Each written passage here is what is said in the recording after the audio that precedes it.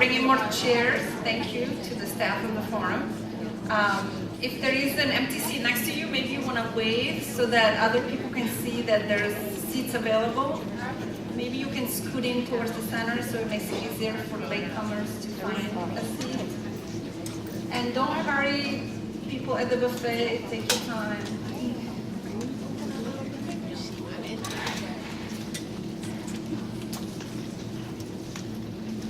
Welcome everybody, and thank you for coming to this event. It's called Not in My Classroom, Race, Disability, and the Dilemmas of Difference. My name is Francesca Gaiba, and I am the Associate Director for Research at the Institute for Research on Race and Public Policy. I coordinate IRRPP's Race and series, an intersectional series that this year focuses on race and disability.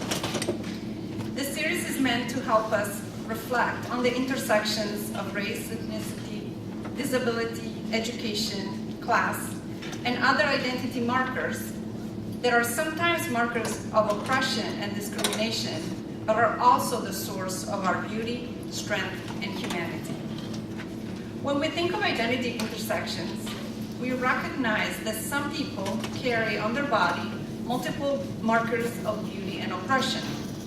For example, people of color with disabilities, immigrants with mental health needs, developmentally disabled youth in prison, queer people who are non-native speakers of English.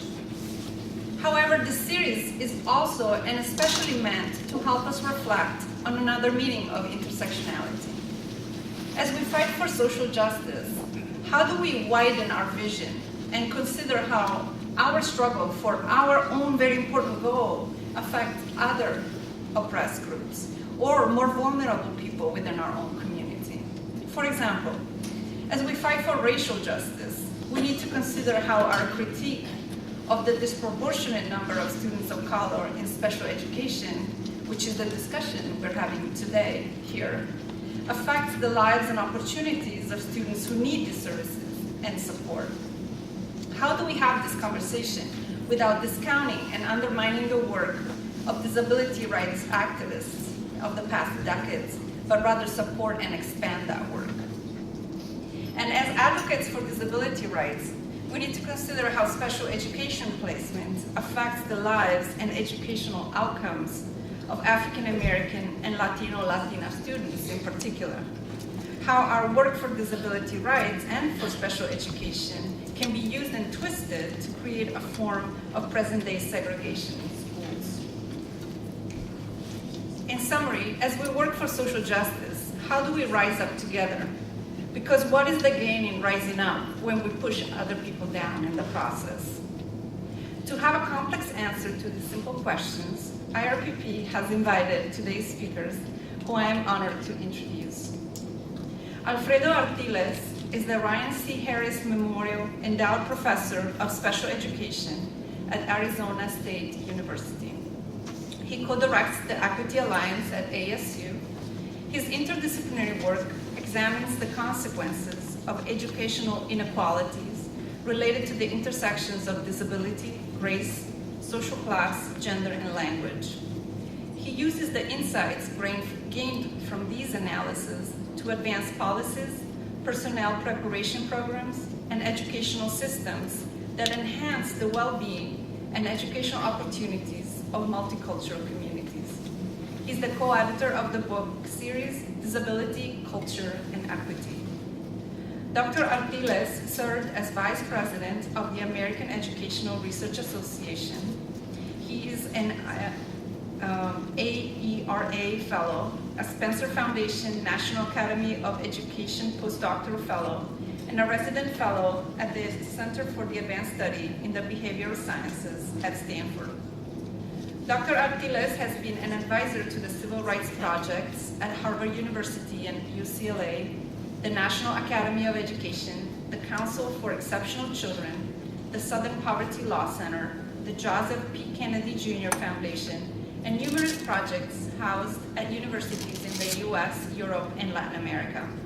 In 2011, Dr. Artiles was appointed to President Obama's Advisory Commission on Educational Excellence for Hispanics. Welcome to Chicago, Dr. Arreveles.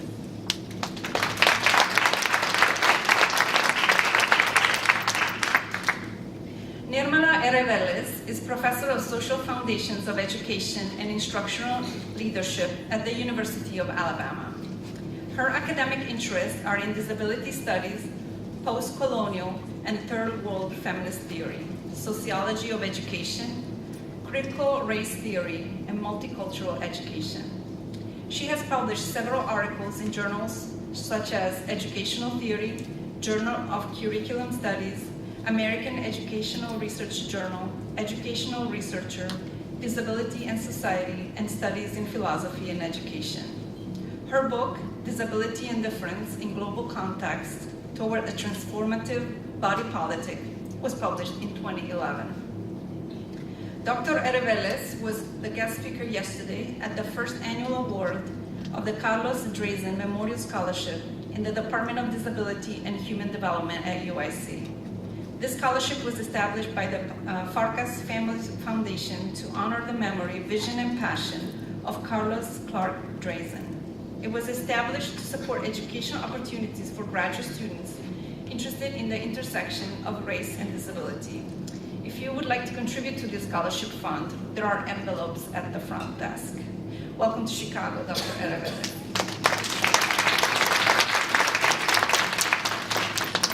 Their remarks will be preceded and introduced by Federico Whiteholler, Assistant Professor in Special Education at UIC.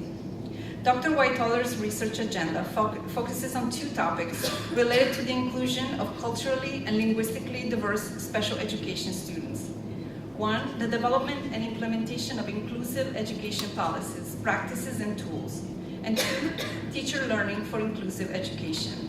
Dr. Whiteholler is currently working on a research project that examines the impact of Chicago's current educational reforms, for example, charter schools and accountability, on culturally and linguistically diverse special education students. He has published work in national and international journals and edited volumes, and he's the co-editor of Inclusive Education, Examining Equity in 5 Continents. He belongs to the editorial panel of the International Journal of Inclusive Education and the International Journal of Whole Schooling. Dr. Whiteholler also was honored with the American Educational Research Association Minority Dissertation Fellowship, and most recently with a faculty fellowship from the Institute for Research on Race and Public Policy. Thank you, Federico, for being here. The speakers will present until around 4:30, after which we will have time for questions from all of you until 5 p.m. Feel free to eat and drink during this event. We do not want you to be hungry and restless, waiting for the event to end so you can get some food. I'm also happy to let you know that there are gender-neutral bathrooms in this building. I have been involved on a campus campaign to advocate for more gender-neutral bathrooms, which are safer for transgender people. IRRPP would like to thank today's co-sponsors, the College of Education, the Learning Sciences Research Institute, the Department of Disability and Human Development, and the Disability Resource Center, who is providing sign interpreting and captioning. And thank you also to our personnel. I personally would like to recognize the work of faculty who have advised and helped this series. Liat Ben Moshe is here, and Federico Whiteholler, as well as the faculty who served for the last 2 years, also for the Race and Sexuality series, Lorena Garcia, Alicia Phoenix Matthews, and Gayatri Reddy. I finally thank our dedicated staff in IRRPP, Ryan Villoria, Delana Washington, and Zach Jensen, who make organizing our programs not only possible, but also enjoyable. Please join me in welcoming our speakers to campus.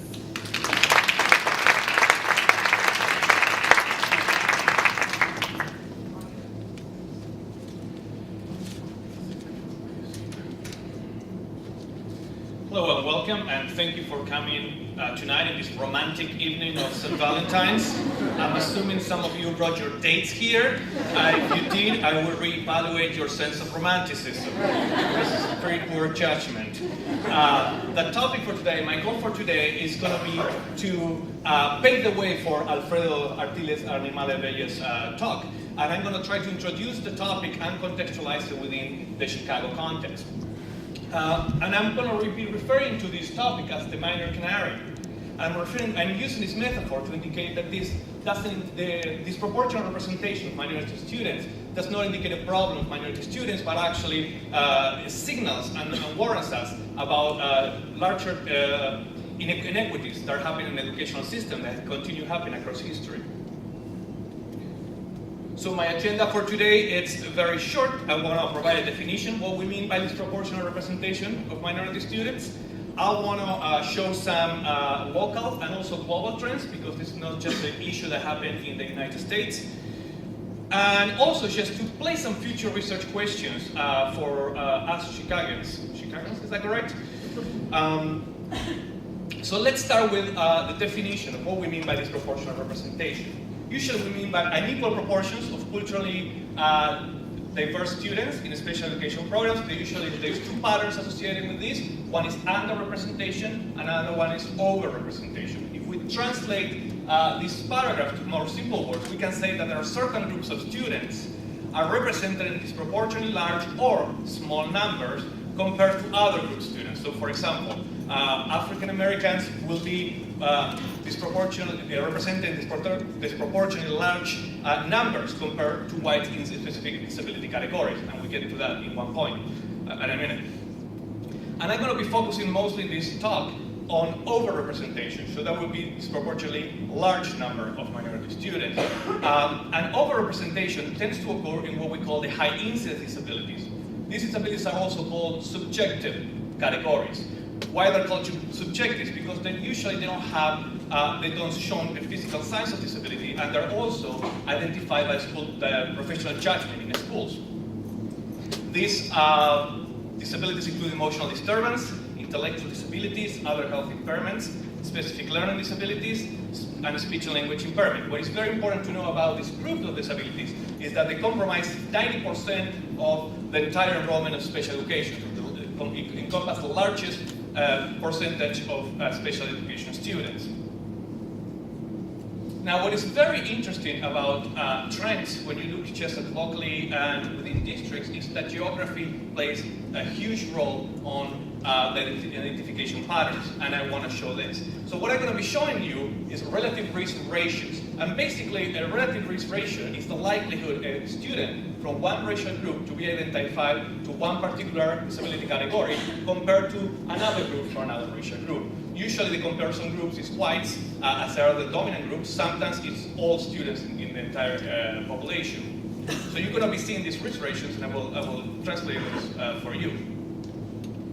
So if we see at the national level, if we aggregate all the data from districts and from states and from schools, all in one body of data, what we found is that African Americans are twice as likely, the number 2 there in parentheses indicates that, to be identified with an emotional disturbance than white students. In the intellectual disability categories, African Americans are 2.7 more times more likely to be identified with intellectual disabilities, and 1.5 more times more likely to be identified with specific learning disabilities. They are indicated by SLD. But at the national level, African Americans are not the only ones overrepresented. We also find that Native Americans are overrepresented in certain special education categories. 1.7 more times more likely than white students to be identified with emotional disturbance, 1.6 for intellectual disabilities, and twice as likely to identify in a specific learning disability compared to white students. So when it gets interesting, this analysis, is when you start noticing difference between a state level analysis and national level analysis. So the national level, the aggregated data may show something, and you may find very different patterns at state and district level. So let's look at the context of Arizona, and let's look at the context of our lovely state of Illinois. In Arizona, African Americans are also overrepresented across the category of intellectual disabilities. What you see there as MID and MOID and SID are different levels in the spectrum of intellectual disabilities. Mild intellectual disabilities, moderate, and the last one is severe. And you see they're overrepresented across, but mostly in the mild intellectual disabilities, that is most subjective category.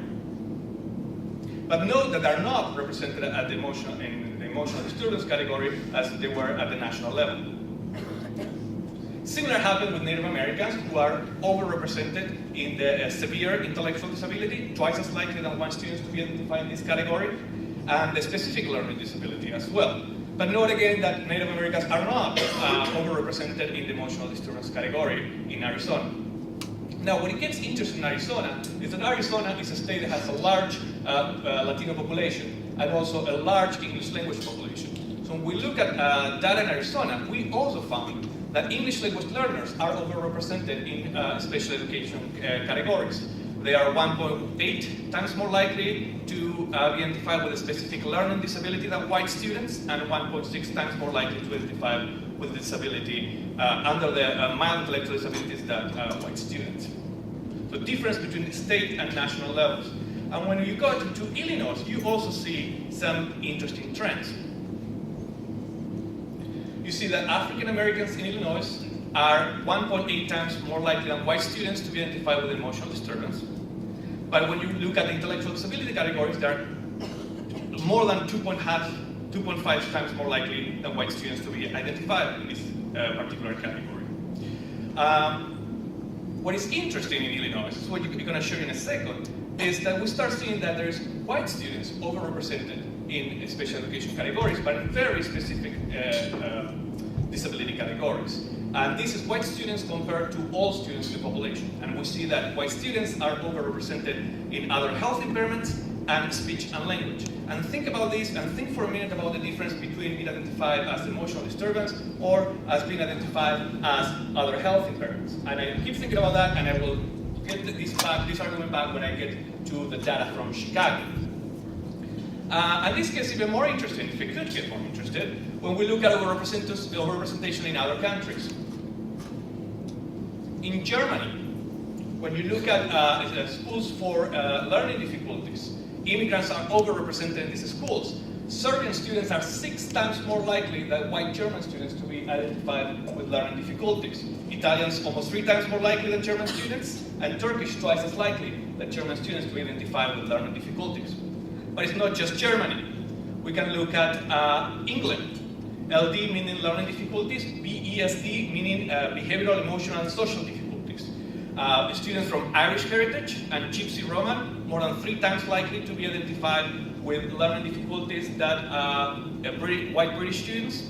And in the following category, we see overrepresentation also in students from Irish heritage and Gypsy Romans, but also we'll see overrepresentation of Black Caribbeans in the category of behavioral and emotional and social difficulties, which is interesting as we start drawing some parallels in the US of students from African background being overrepresented in categories that have to do with behavior.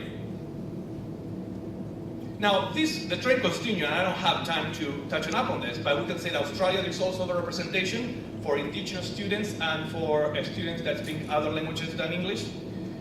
In Sweden, we also see overrepresentation of immigrant students. And in Austria, we see also overrepresentation of immigrant students, in particular for Gypsy Roma students. So geography plays a great place. But what is interesting about this is that all these countries have something in common, and also in common with the US. These are countries with a long history of special education services. Special education is a well-established institution in those countries. And also, these countries are dealing with immigration issues as well as the US. So what about Chicago? As you see, I'm practicing my pronunciation as New Chicago. Chicago.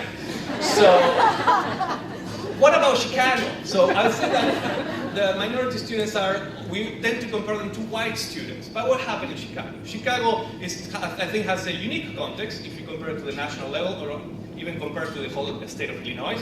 The large majority of students in Chicago are African American and Latino. Actually, white just comprise 9% of the population. We see all these trends also reflected on special education enrollment. 49% of special education students come from African American background, and 39 come from a Latino background. So when I ran some initial analysis from a project that we're doing, I began to compare not just African Americans with whites, but also with Latinos and vice versa. So what we found in Chicago, I found different trends, and for time purposes, I'm just going to be sharing some with you. We found that African Americans, when you compare them to white, and then you see there saying ID compared to white, and intellectual disabilities compared to white student, and 1.6 times more likely to be identified with intellectual disabilities. Now it gets interesting when you compare that with Latinos, because when you compare African Americans with the likelihood of Latino to be identified with intellectual disabilities, the ratio is even higher, it's almost twice as likely. But look at in the other category, in emotional disturbance. If you compare it to white, 1.7 times. When you compare it to Latino, they are 3.5 times more likely than Latinos to be identified with an emotional disturbance. And they're also overrepresented when you look at the whole student population.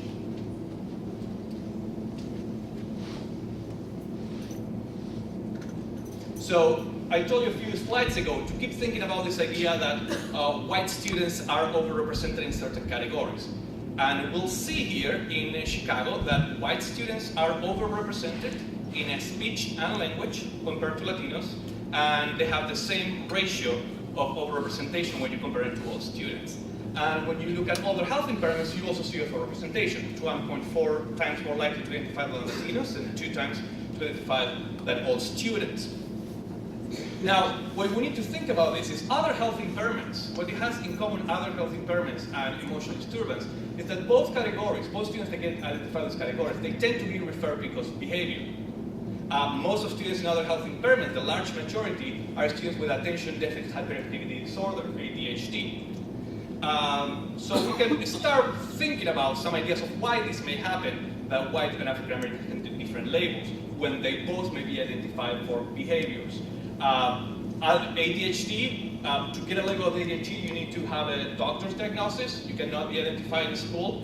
So maybe there's certain groups in society, in this case white, may have access to psychiatrists and doctors to get that label. Also, ADHD comes with some perks, because when you take testing, you have extra time, you can take it on the side, and these perks usually carry on to university level. So it's a label sometimes that some parents may want their kids to have to gain some privilege as they go to the university. And of course, the label of emotional disturbance has a much more stigmatizing, because it doesn't have a biological cause or biological explanation, but it's more just because they are acting out.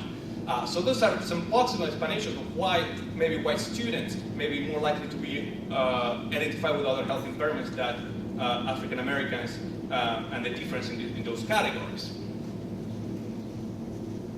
Now, what is very interesting about Chicago, and it was kind of a shock for me coming from Arizona, remember that in Arizona I showed you that English language learners were overrepresented in special education categories. In Chicago we have exactly the opposite trend. When we look at English language learners in Chicago, we see they are significantly underrepresented across disability categories and compare across other racial groups. Their race ratios goes from 0.08 to 0.3. They're very, very small ratios, meaning there is a very, very little likelihood that English language learners are identified with disabilities, which raises questions about how those students are being served within CPS. So what we make out of this data, and what kind of questions can we ask in Chicago from this data at the national, state, and district level? So we have a very unique context in Chicago with school closures coming up. The Chicago Tribune announced today that there were 135 schools on the job board to be cut in Chicago. The increased enrollment in charter schools and the increased openings of charter schools. So I think that was a very interesting context to look at issues of identification and placements of special education students. So for example, how do school closures shape special education identification and placement? Identification meaning who gets identified, and placement meaning mostly about the level of restrictiveness that they're placed in. Meaning in a general education class most of the time, or self-contained, or in a separate school. How does the advancement of charter schools shape special education identification and placement patterns? As schools close and others are open, how the movement of special education students may change these patterns, and how patterns of identification may change also as we cross neighborhood boundaries and also types of schools. How and where are ELLs with disabilities serving CBS? What is the relationship between identification and placement pattern, measures of school quality, and neighborhood variables? I mean, I talked before that geography plays a huge role in identification and placement pattern. So in Chicago, we have our own geography. It's not a homogeneous city, as we all know here. There is huge disparities between, across neighborhoods, and there is huge demographic change across neighborhoods too. So identification and placement patterns may change according to that as well. And how do special education identification and placement patterns will vary across neighborhoods, charter, and magnet schools? So because we think that geography is so important on identifying these issues, we think, we and another colleague that's actually here, Joshua, we're beginning to think how to map, to use visual maps to identify these trends. And this is not out of our maps, this is just an example from the National Center of Cultural Responsive Education System. Center, actually, Alfredo Ortiles used to be the PI, and I used to work here actually. And this is just to give us an idea how to start seeing these trends. In this case, it's looking at issues of poverty and overrepresentation. What you see there is the black dot indicates, the darkest dot is the higher the level of poverty in those schools. And what you see, the red areas is where you find more overrepresentation. These maps are from 2006, and we're trying to actualize with this with a different technology as well. But for example, this as an example, this will let you know, for example, that poverty is not a very good predictor for identification patterns. And this is kind of the job that we're trying to engage, trying to answer those questions, see how those questions change across time and across geographical areas.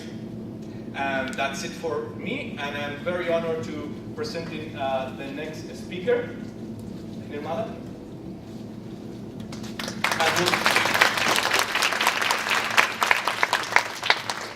And we'll take questions at the end of the three speakers.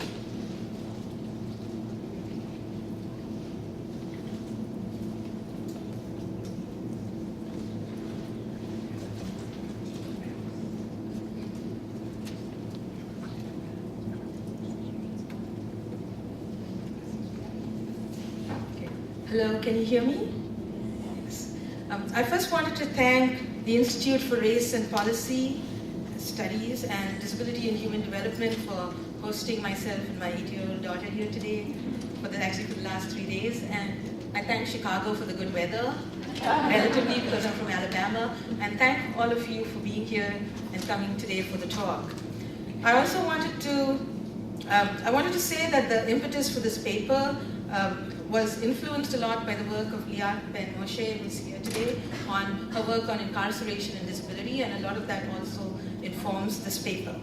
And I had just one other caveat. When I'm going to be using the word black often in the text, and when I'm using the word black, I'm not using it in a very particular sense, but I'm using it in a broader sense to represent people of color for the most part, so that it applies to actually most people of color, but particularly African American and Latino youth.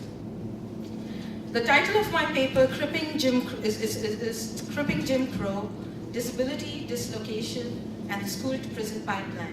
I'm going to read, and I'm going to try and read slowly, and I don't have pretty pictures, so my daughter told me to read with expressions, so I'm going to try hard. The central focus of this presentation is the removal of marked bodies from public generative spaces, such as schools, to restrictive spaces of isolation, violence, and shame, such as prisons.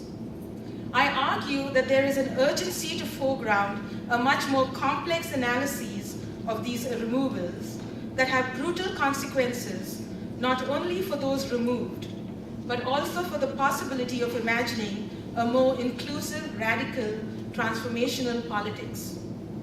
The title, Cripping Jim Crow, references the historical practice of legalized removal via separation that was extended to an entire society based on the social category of race, as theorized in contemporary analyses in critical race theory, and which I now bring to bear on a more recent analytic, cripping, from a relatively younger field of critical disability studies.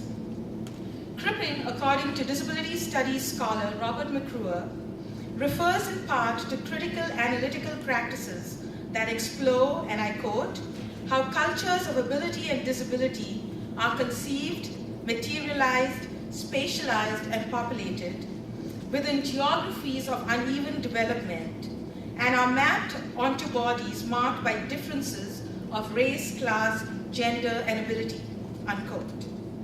In referencing the term cripping, McClure in passing also marks its coincidental association with the Los Angeles-based street gang Crips, whose members often become disabled as a result of gang violence, who are often also confined to incarcerated spaces like prisons.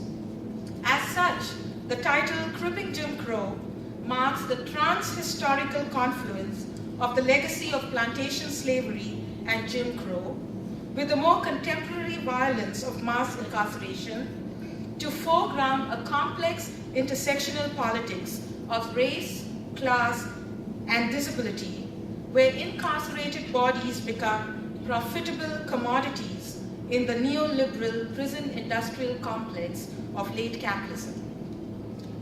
I want to assert categorically here that I am not just bringing race and disability together in an analytical marriage of convenience, nor am I making an argument that racial oppression is like disability oppression and vice versa.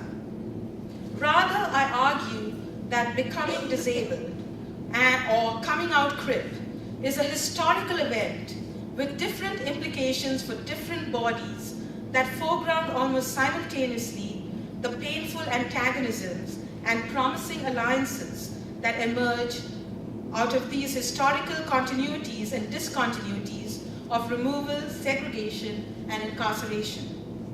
More specifically, the locus of this paper is public schooling, that much celebrated space where children are presumably nurtured into productive and accomplished young adults, ripe with the promise of our collective futures.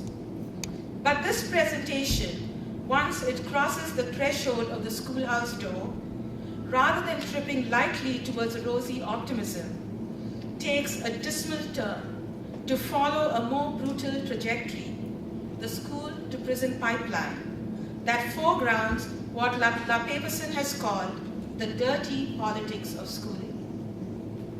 All the fourth describes the school-to-prison pipeline as a multi-dimensional process that funnels large numbers of minority students from the classroom into the adult prison system. In foregrounding this trajectory, I map out the problematic continuities between mass schooling and mass incarceration, where one subset of students located at the complex intersection of race, class, and disability find themselves as social outlaws for almost the entire span of their lives in school and thereafter. Here I invoke the school-to-prison pipeline not merely to refer to the education and social justice systems, but also to a complex network of laws, rules, and policies supported by the exploitative political economy of late capitalism that Michelle Alexander has called the new Jim Crow. Though much has been written about the politics of race, class, and gender in the context of mass incarceration, disability has been rarely mentioned in these analyses, except for a few exceptions. One such exception is Liat Ben Moshe's scholarship, where she points out that discussions relating to mass incarceration seldom include institutions for people with intellectual disabilities or psychiatric hospitals. Ben Moshe, however, is careful not to conflate the prison and the asylum together, and in doing so points to their contrary differences. The prison, though punitive in nature, nevertheless has protection in place like due process and sentencing limits, however imperfect they may be, and they are imperfect. On the other hand, the asylum, while purportedly for rehabilitative care, is involved in the involuntary confinement of its inmates, justified by a medical diagnosis that includes an indefinite time of confinement, often accompanied by painful treatments such as extended periods of isolation, physical restraints, and electric shock therapy. None of this with the inmate's consent. Moreover, even after the spate of deinstitutionalizations that began in the mid-1950s and closed down mammoth-sized institutions and hospitals, the smaller community living arrangements that have replaced the large institution continue to warehouse their disabled clients and have now in isolated communities. Interestingly enough, many of these former institutions have now been reopened as prisons, inadvertently reaffirming the painful relationship between institutionalized rehabilitative care and mass incarceration. One of the reasons disability is seldom mentioned in critical discussions of mass incarceration is that there is an implicit assumption that such confinements are medically necessary for people with intellectual and psychiatric disabilities. In fact, the two recent mass killings that have occurred in the US in 2012, the shooting deaths of 12 people in an Aurora, Colorado movie theater by the 24-year-old James Holmes, and the shooting deaths of 20 children and 8 adults that included the shooter, 21-year-old Adam Lanza at Sandy Hook Elementary School in Newtown, Connecticut, has resurrected a heated public discussion on dangerous, stereotypical representations of people diagnosed with mental illness and disabilities. Margaret Price, in her book Mad at School, describes similar representations of the undergraduate student Sung Hee Cho, who killed 30 people at Virginia Tech University in 2007, and Steve Casimir Zak, who killed 6 people at Northern Illinois University in 2008. While the media downplayed the fact that at least 3 of these shooters were young white men with easy access to assault rifles, much was made of the allegation that all 4 men were presumably diagnosed with a mental illness and disability.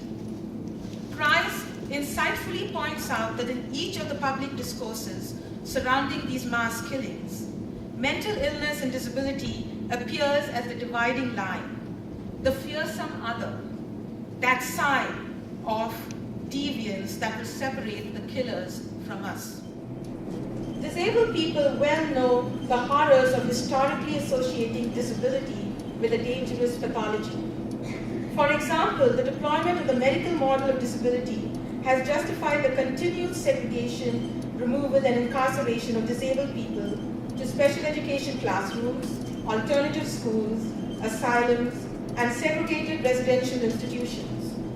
Similarly, people of color are also painfully aware of these horrors through their own experience of segregation, removal, and incarceration via the Middle Passage, slavery, lynchings, Jim Crow, reservations, barrios, urban ghettos, segregated schools, boarding schools, and ultimately the prison industrial complex. But even at this moment of shared experience, I want to mark the very real, painful antagonisms that keep disrupting any easy possible alliance as we carefully sort through the problematic relationships unearthed in our analysis of criminality, danger, disability, class, and race. In her thought-provoking book, The New Jim Crow, Michelle Alexander describes how the relentless focus on the war on drugs by the US criminal justice system disproportionately targets underprivileged, poorly educated African American and Latino youth who are basically warehoused in prison and who are then released to face lifelong discrimination, elimination from juries and voter rolls, and even disqualification from food stamps, public housing, and student loans. Relegated to the margins of mainstream society, Alexander argues that this new racial undercaste now occupies a political and social space not unlike Jim Crow, the legalized caste system that emerged in the southern United States post-Reconstruction, but that is now justified in race-neutral terms. While Alexander claims that this group is defined largely by race, I argue that this group is defined at the crucial intersection of race, class, and disability.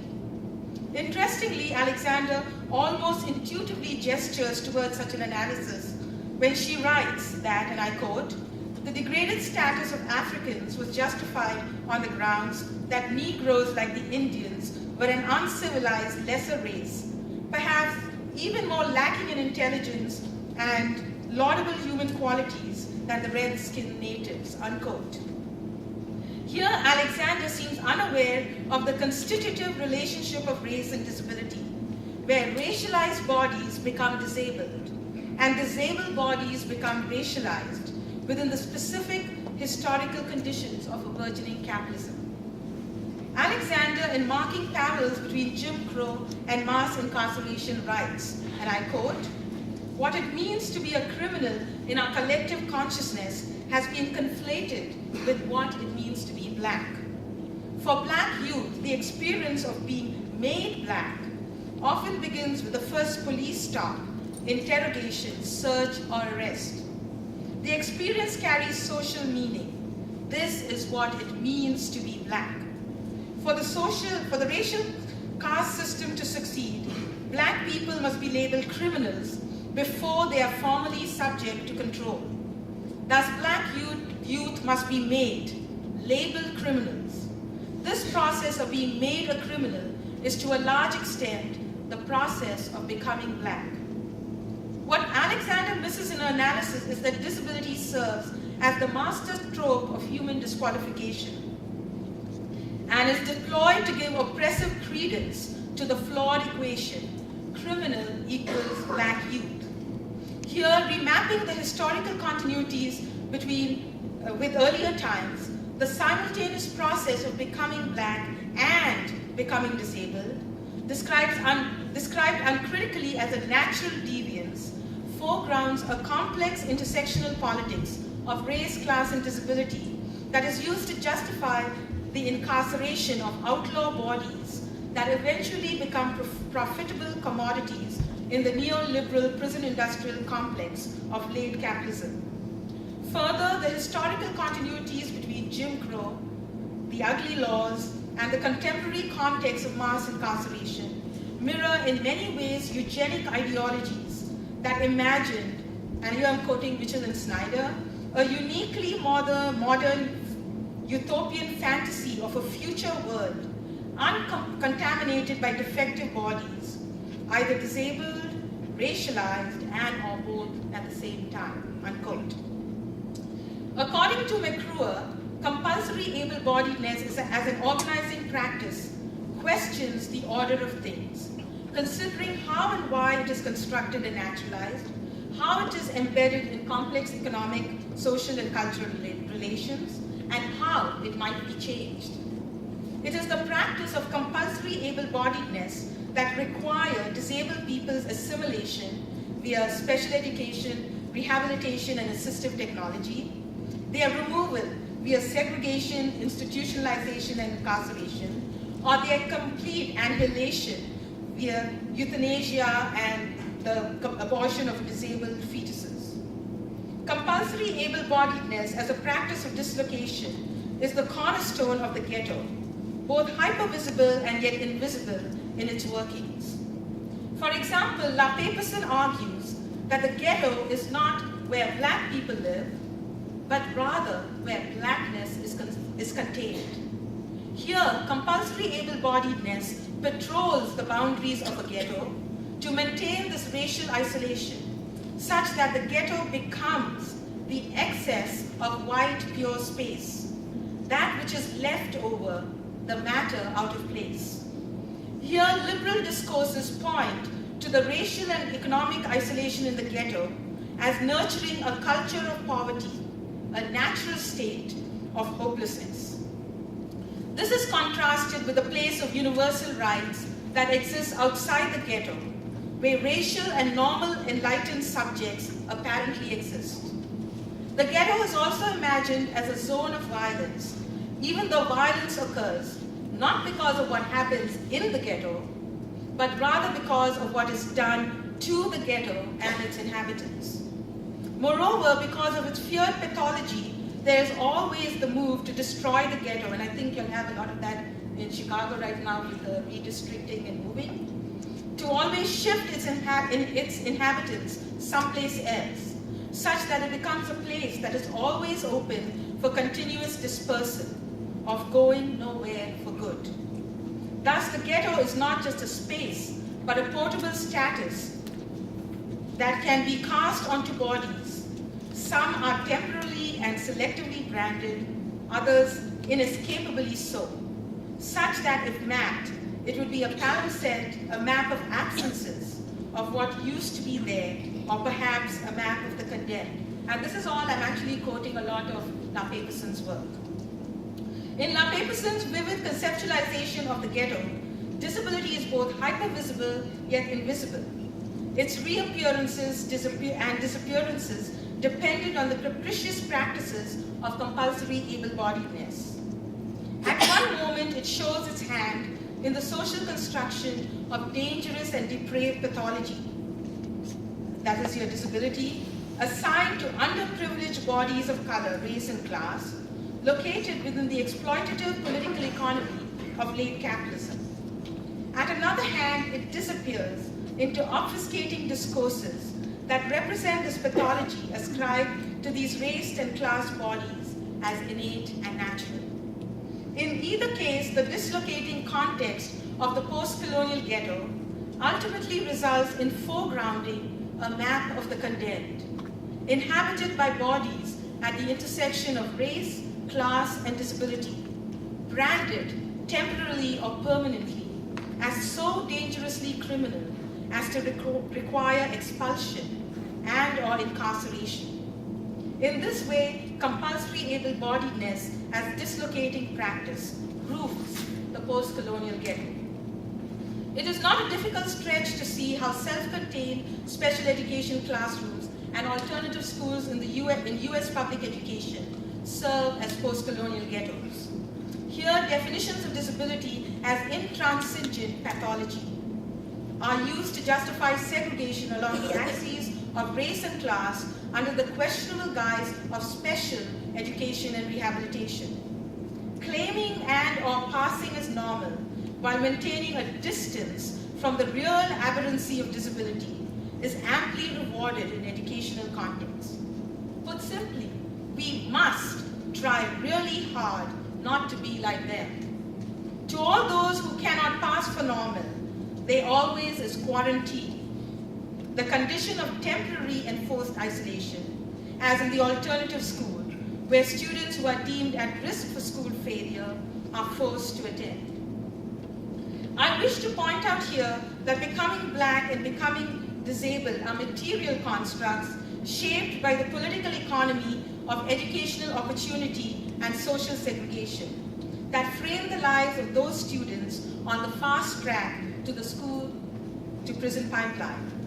The harsh reality is that most of these low-income students of color are caught in what Fine and Ruggles have referred to as circuits of dispossession, fueled by economic practices that systematically funnel public education funding to private enterprises, swell the profits of testing companies, private vendors and textbook publisher professionals, increase the police and school and military recruitment budgets.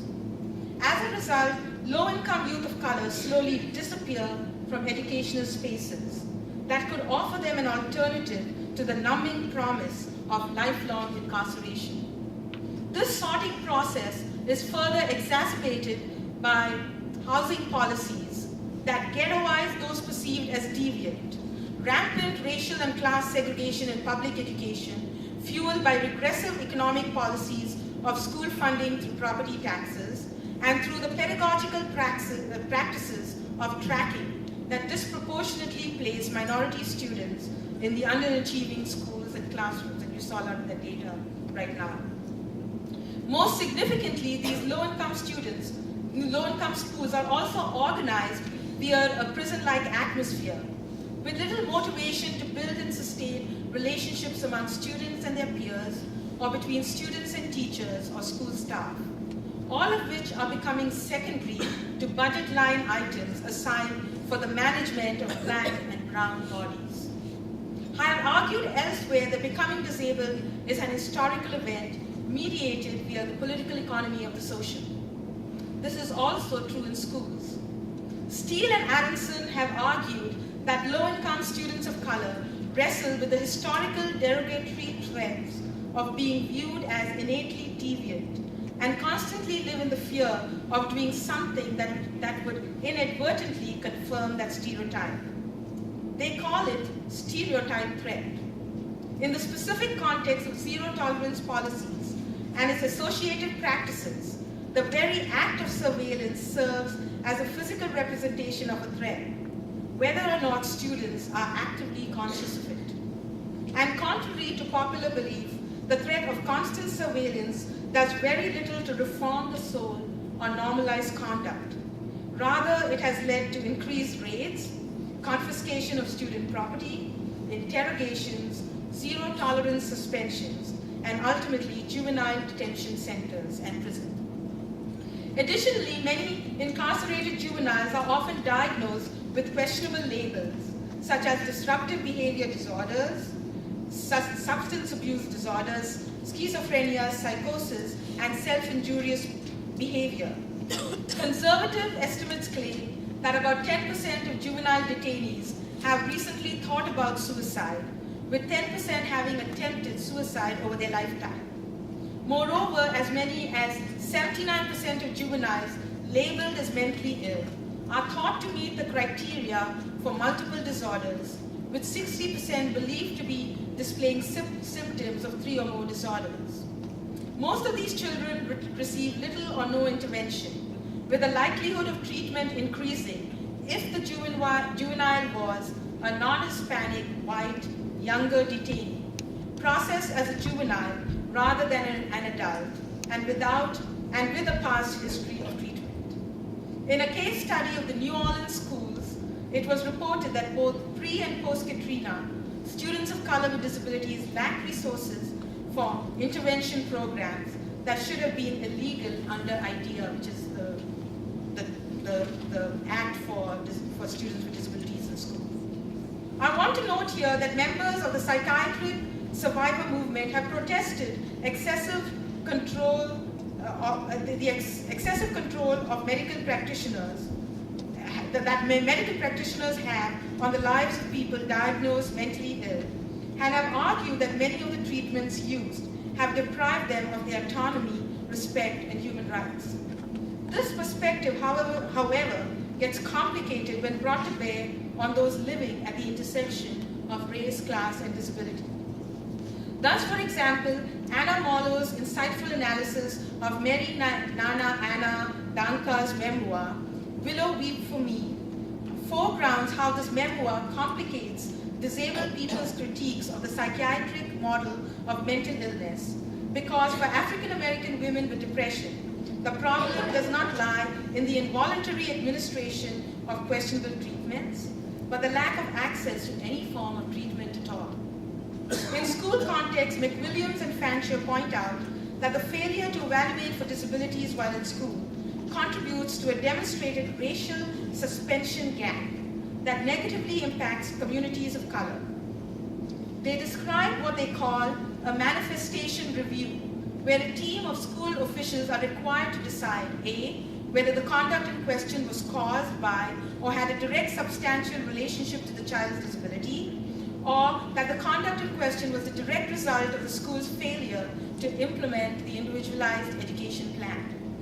McWilliam and Fancher report that in affluent school districts, black students, often poor, are denied the support that an individual behavior plan can provide, because the predominantly white administration assumes these students are choosing to act out.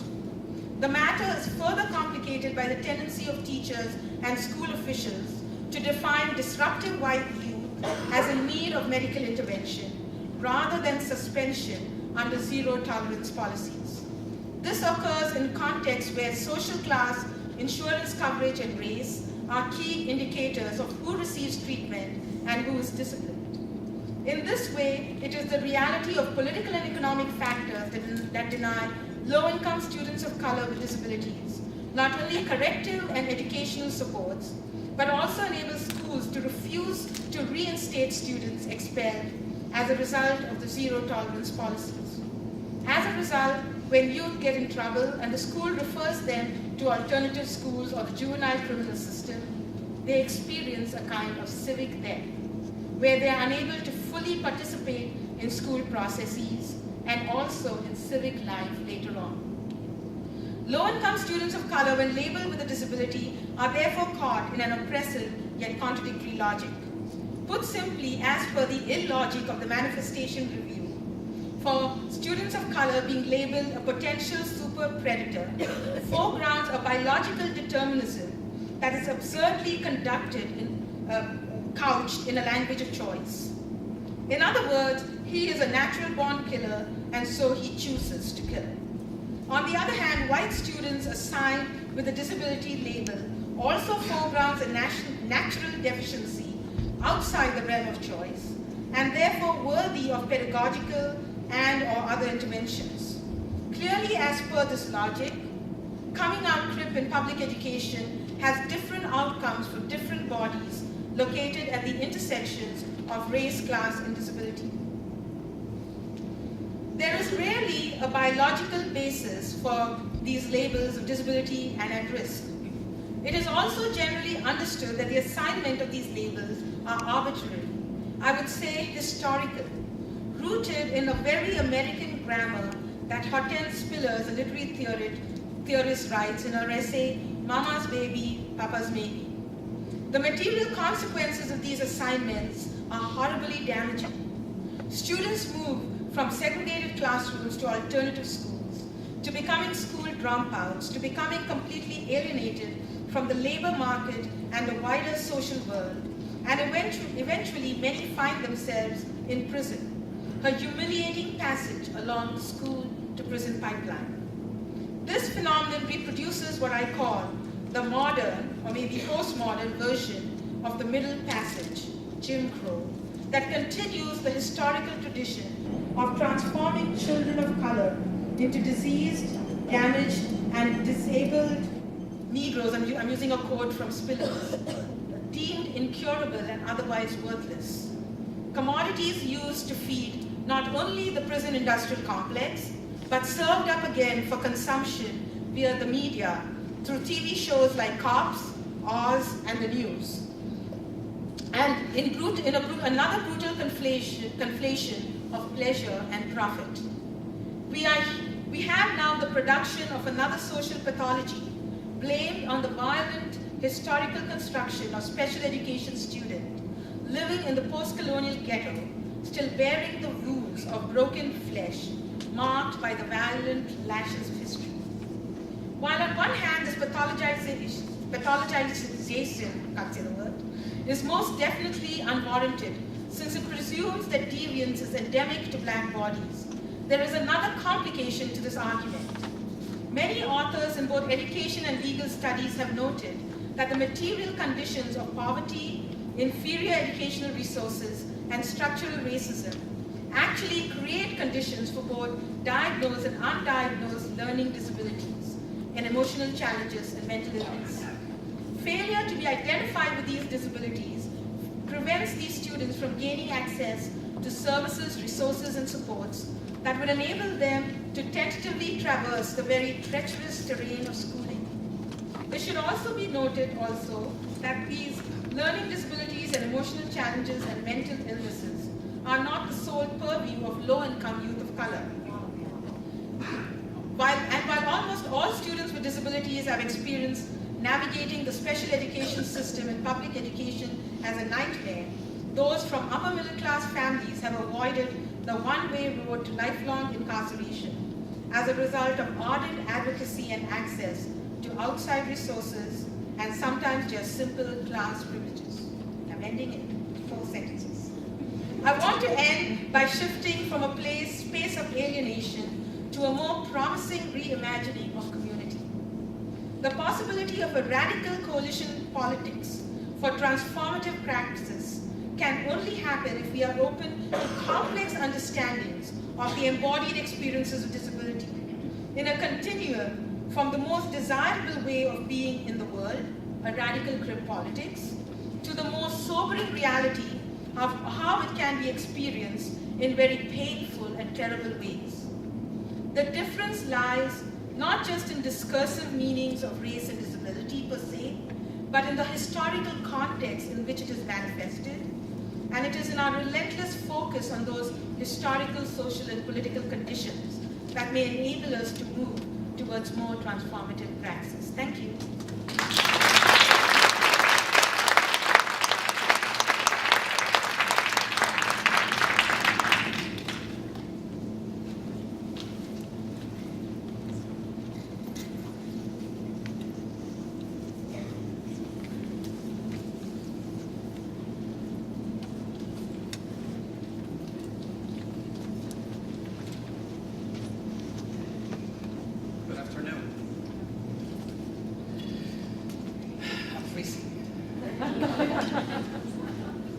I don't know if it's a room temperature or what, but I guess on a day like this, it's appropriate to share with you that it's 72 degrees in Phoenix. That's how much I love UIC. Thank you, Nirmala, for your thought-provoking paper, and Federico for contextualizing this topic. I'm thrilled to be back at UIC. I have many friends at this campus for the last 20 years, and I look forward to making new ones today. I also want to express my gratitude to Drs. Ritchie and Gaiba and her colleagues at the Institute for the invitation to share my ongoing work as part of the IRRPP's Race and Disability series. And of course, I'm grateful to the UIC Learning Sciences Research Institute, the College of Education, the Disability Resource Center, and the Department of Disability and Human Development for the support they provided in organizing this and making it happen. I'm grateful for this opportunity to share this work that is still in progress on the complexities and consequences of difference for educational opportunity. I focus this lecture on the entanglements of race and disability. Each of these notions have complicated and politically charged histories. I'm going to try to keep this here close to me. Following Steiker, I'm interested in looking for the social and cultural ways of viewing and of dealing with what we so imprecisely call disability. I'm also interested in grappling with the notion of race and the problematic ways in which its intersections with disability become visible and invisible across times and spaces. Scholars have shown, for instance, how, quote, disability has always been racialized and how race has been conceived as disability. Often producing multiple consciousness in raised and disabled subjects. Schweik documented how what she called ugly laws had a sizable impact on people with disabilities and regulated who could be where, who will be isolated and excluded, and who will have to be watched, whose comfort mattered. This legal discourse about deviance as disability also recruited race in systematic ways. It is not accidental, Schweik argued, that enactment of ugly laws, which peaked in the mid-1890s, emerged with intensity at the moment of the statutory Jim Crow. It is interesting, however, that despite these recurrent historical convergences, many scholars artificially maintain a divide between race and disability and enforce troubling silences and invisibilities. This is indeed a strange case of the simultaneous visibility and invisibility of key dimensions of marginalized groups. For example, Chris Bell explained that many works in African American studies have been framed in ableist terms, read non-disabled. At the same time, he concluded that disability studies, which is concerned with a social critique of disabilities, quote, while not wholeheartedly excluding people of color from its critique, by and large focuses on white individuals and is itself produced by a core of white scholars and activists, end of quote. Similarly, my colleagues and I found a profound silence about race in research based on the medical model of disabilities. More recently, narratives of citizenship, particularly in developed nations, are advancing a discourse grounded in assumptions about ability.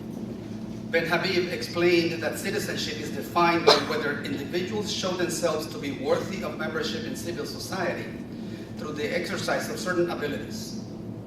These abilities include, among others, minimal knowledge of the language of the host country, civil knowledge of laws and governmental forms, and economic sustainability through either independent wealth or employable talents and skills.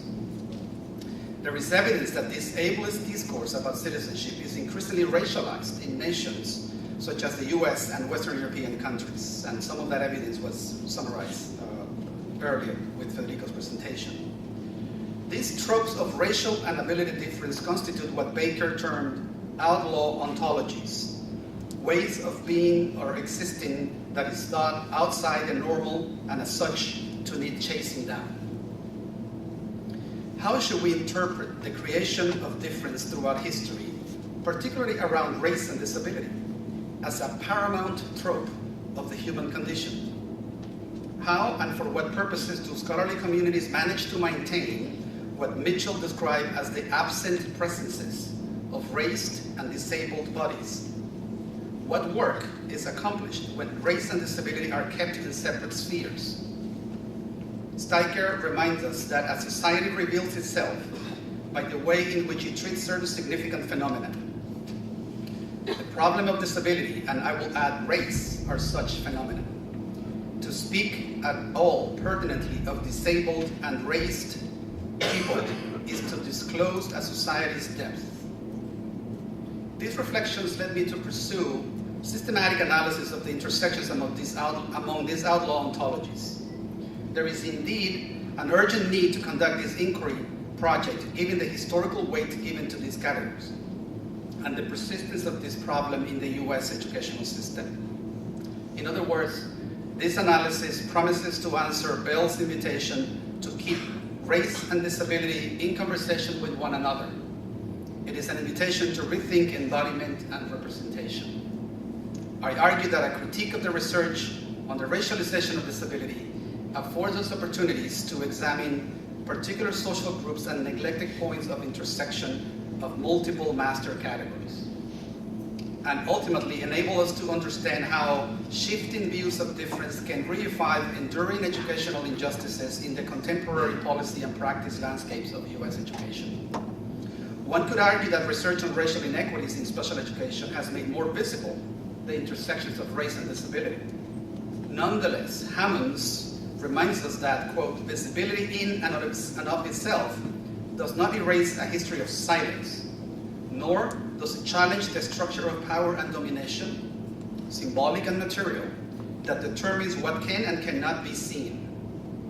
A key premise of my analysis, therefore, is that research on the racialization of disabilities should be grounded in interdisciplinary theories and methods that shed light on enduring justice concerns for disabled and racialized people. As Federico explained, the disproportionate representation of racial minorities in special ed has been debated for about half a century. This is a problem that defies simplistic or linear explanations. Indeed, the available research paints a complex picture in which individual factors, institutional practices, organizational forces, as well as fiscal and bureaucratic pressures contribute to the racialization of disability. This complex predicament raises intriguing questions such as how do legal protections for a marginalized group, in this case people with disabilities, become sources of inequities for another marginalized group, such as racial minority students? What types of evidence do we need to document the ways in which the equity agenda of the IDEA collides with racial groups' search for justice? Why have the research and policy communities given the bulk of their attention to this old problem only in the last 10 years? Perhaps more importantly, why have the historical and cultural sedimentation of race and disability and their complex intersections not been theorized and analyzed in this scholarship? I used the lens of intersectionality to analyze these bodies of research. The notion of intersectionality emerged in critical legal studies and has been subsequently developed in the social sciences and humanities, precisely as a resource to understand the complexity of marginalized people's experiences in stratified institutions and society. Intersectionality aims to honor people's multidimensional experiences as a response to the tendency to treat race and gender as mutually exclusive categories of experience and analysis.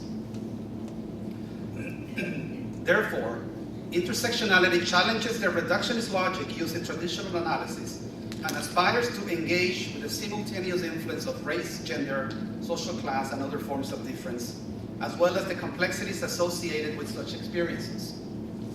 Intersectionality challenges essentialist views of groups, single-axis analysis, and additive models of identity. McCall stated that intersectionality transcends an emphasis on separate identity categories and, moreover, rejects the separability of analytical and identity categories.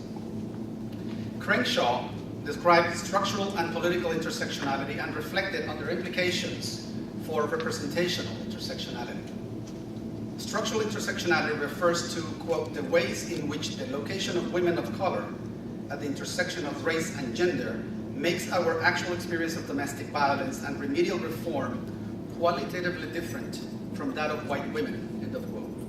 Extrapolating to my analysis, it can be stated that the location of boys of color from low-income backgrounds, particularly African Americans and Native Americans, at the intersection of race, gender, and class, makes the experience of disability identification and efforts to address it qualitatively different from that of white middle-class boys. In turn, political intersectionality highlights the fact that women of color are situated within at least two subordinated groups that frequently pursue conflicting political agendas. The need to split one's political energies between two sometimes opposing groups is a dimension of intersectional disempowerment, which men of color and white women seldom confront. Indeed, their specific race and gender experiences, although intersectional, often define as well as confine the interests of the entire group. For the purpose of my analysis, low-income boys of color with a heightened probability of identification or with disabilities are situated within multiple subordinated groups that frequently pursue conflicting agendas. This liminal position creates a sort of intersectional disempowerment that middle-class boys with disabilities, low-income boys of color without disabilities, and white girls and girls of color rarely experience. On the other hand, Cohen has described the politics of secondary marginalization, through which marginalized individuals with privilege, in our case male students of color, police those without privilege. To my knowledge, studies or analysis examining secondary marginalization processes in the racialization of disabilities have not been conducted.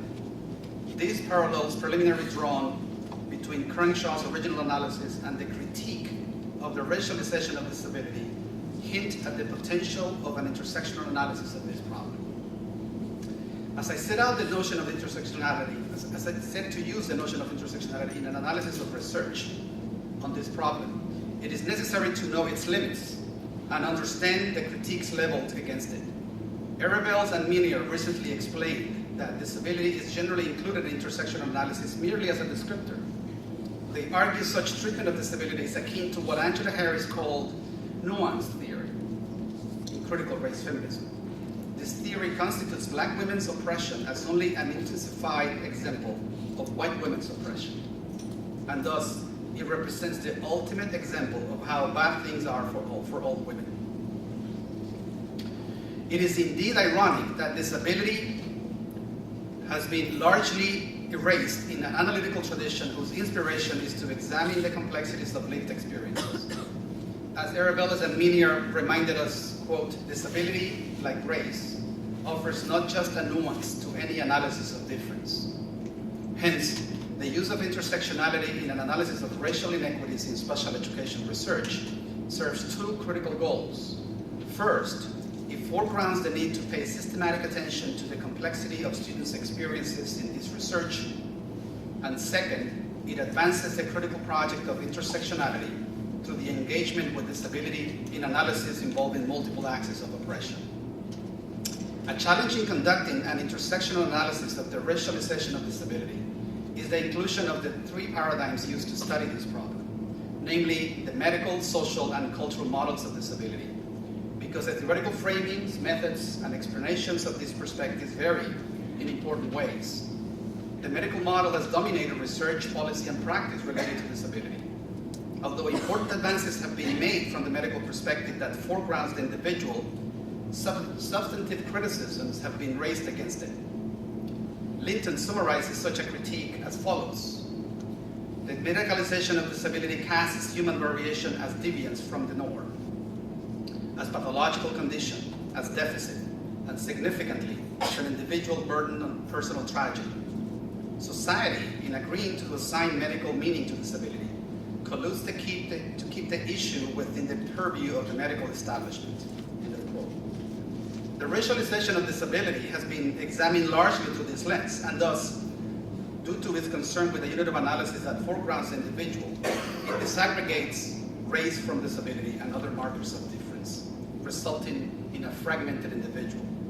In turn, the social model of disability, predominantly reflected in the disability studies paradigms, offers new and political understandings of disability, which is seen as interacting with social, cultural, historical, legal, and medical discourses, as well as further complicating factors such as race, ethnicity, gender, age, and class. End of quote. Despite the important insights afforded by a disability studies perspective, scholars such as Bell have raised critical questions about its limits, most prominently the role whiteness has played in the knowledge production practices in this scholarly community. The third model, which I call a sociocultural perspective, also relies on a social construction view of disability, though its primary concern has been with placing the racialization of disability in the context of the oppression endured by racial minorities. I argue that we can benefit from a contrapuntal review of the scholarship produced from these three perspectives to identify points of contact across these bodies of work not readily apparent. I draw on Said's notion of contrapuntalism, in which he linked ideas and practices that are regarded as being opposites or in contradiction. A contrapuntal reading is to emphasize and highlight the disjunctions, not to overlook or play them down, he said. For my purpose, it is therefore necessary to examine the ways in which intersectionality has been taken up in disproportionality research that espouses the medical, social, and cultural models of disability. I realize that the lines demarcating medical, cultural, and social paradigms of disability are not simple and bright, but it is fair to admit that there are points of tension between these models. From a contrapuntal standpoint, we are compelled to cross the liminal spaces between these disability lenses. As Said explained in the context of discussing exile, quote, because the exile sees things both in terms of what has been left behind and what is actual here and now, there is a double perspective that never sees things in isolation. Consequently, as Said admonishes us, a crucial implication of a contrapuntal analysis is an unceasing concern with what to read. That is, disproportionality research grounded in seemingly contradictory models of disability, attached to an unremitting mindfulness about how to read. That is, being reminded of the intertwined and overlapping histories of race and disability as they intersect with gender, social class, and language. What can we gain from using such a double vision in a contrapuntal analysis of intersectionality in this research across medical, cultural, and social paradigms of disability? An initial goal is to attain insights about blind spots in these literatures and understand how various categories and domains of experience have been falsely disaggregated and simplified. An intersectional analysis will allow us to read these categories and realms of experience in an integrated fashion and as mediated in institutional processes. Moreover, a contrapuntal reading of intersectionality in this research literature will enable us to claim that disability and race do more than intersect in order to reinforce or intensify ideological stereotypes. It is not simply that the inherent, acquired, or attributed characteristics possessed by members of racial groups are interpreted based on a white supremacist construct of ability. Literally physical or psychological disablement, as well as social and political subordination, can also be a process that results in disability imposed through racial power relations. To conclude, a contrapuntal analysis of the racialization of disabilities used in an intersectional prism promises to advance our theoretical understanding of this complex problem and the ways in which we study it. Following Bell and Said, this analytical project enables me to keep these models of disability in conversation with one another. It will ultimately assist us to reinterpret the cultural dynamics of difference that mediate representations of marginalized groups. So let me now give you an outline of some of the things that are coming up in the analysis that we're doing using this perspective. First, what I call difference beneath the skin and between the ears, the unitary approach. Although it might be regarded as an outdated perspective in other disciplines, many studies of disproportionality rest on a unitary logic to intersectionality. The structural location of race and disability are taken for granted, and membership in these categories is assumed to be enduring and static. This approach endorses a universalistic perspective in which one variable or marker of difference, such as race or class, is assumed to be more important than the others. Thus, researchers set to identify the one variable that has the greatest explanatory power in predicting special education placement. Typically, secondary data sets at the school district, state, or less frequently national levels are used to gauge the factor that best explains or predicts placement risk. In this logic, one explanation fits all members of the group uniformly, and one explanation is considered the most important over time. In this approach, the thought that class or race might have an impact on gender is more a factor of the willy nature of patriarchy than an open theoretical or empirical question. The prominence of a single variable is sometimes imposed through methodological means, such as the use of covariance. This logic was recently used, for instance, in some of the analysis reported by Hebel and his colleagues, in which they were interested in, quote, how student and school characteristics relate to the student's placement into special education, end of quote. In this study, disability was considered an individual-based condition that can be diagnosed with objectivity via technical means. To illustrate, these authors explain that, quote, disproportional representation may be especially likely to occur for those types of disabilities that rely more on a teacher's judgment and contextual factors than those types that rely on relatively more objective criteria, such as intellectual disabilities or visual impairments. Building on the force of a unitary logic, individual judgments, such as teacher referral decisions, are commonly examined as mediated by a single factor, such as the race of the teacher or school and classroom demographics.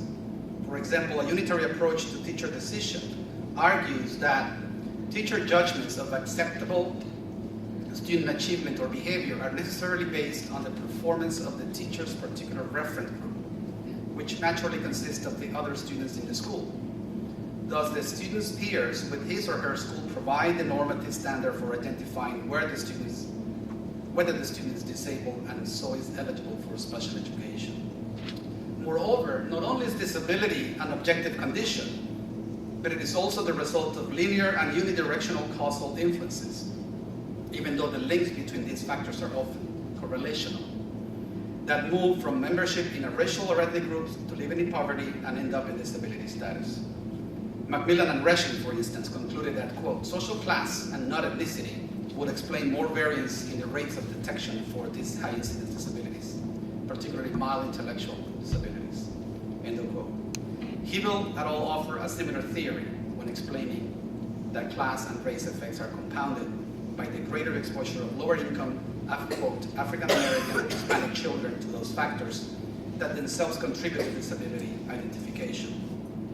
To conclude, these three themes stand out in the unitary research, namely, one, the essentializing of sociocultural groups, two, the stripping of historical influences in the study of people's actions and decisions, as well as ignoring the problematic historical intertwining of race and disability, and three, the assumption that disabilities are objective notions largely influenced by biological forces. In this sense, the unitary approach naturalizes the racialization of disabilities and searches for evidence that will ultimately legitimize racial disproportionality, thus opening a space to claim what Ross called white innocence. That is, quote, the insistence on the innocence of contemporary whites, end of quote. Ross explained that white innocence has been consistently used in legal rhetoric about race in the US to, quote, make smooth the cracked surface of the law's response to race, obscuring the conflicts and paradoxes, smoothing over choices for which we will later feel nothing but shame, end of quote. I should note that there are structural conditions in the special ed field that offer incentives for a unitary approach in disproportionality research. For instance, federal law defines LD diagnosis as unrelated to socioeconomic and cultural differences. Thus, the law implicitly prevents intersectional analysis of disabilities with other markers of difference. Let me now review briefly other kinds of studies that constitute what I call hybrid circular narratives of intersectionality. McCall explained the original approach to intersectionality analysis is concerned with critiquing what she called intracategorical complexity. This perspective, quote, interrogates the boundary-making and boundary-defining process of categorization. It acknowledges the stable and even durable relationships that social categories represent at any given point in time, though it also maintains a critical stance toward categories. It also tends to focus on particular social groups at neglected points of intersection. Work by disability studies scholars have relied on premises from this perspective. For instance, Ervels and Minier linked critical race feminist theory with disability studies in their analysis about the historical nexus between race and disability.